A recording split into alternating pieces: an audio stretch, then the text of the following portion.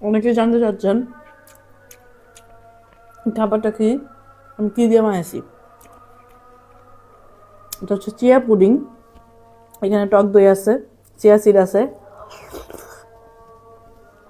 খেজুর আছে, খাঁটি ঘি আছে, মধু আছে, পাকা পেঁপে, পাকা কলা, আপেল।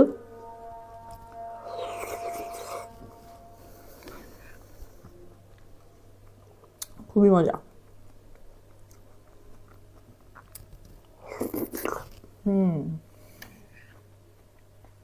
একা তো মজা, তার মধ্যে স্বাস্থ্যসম্মত।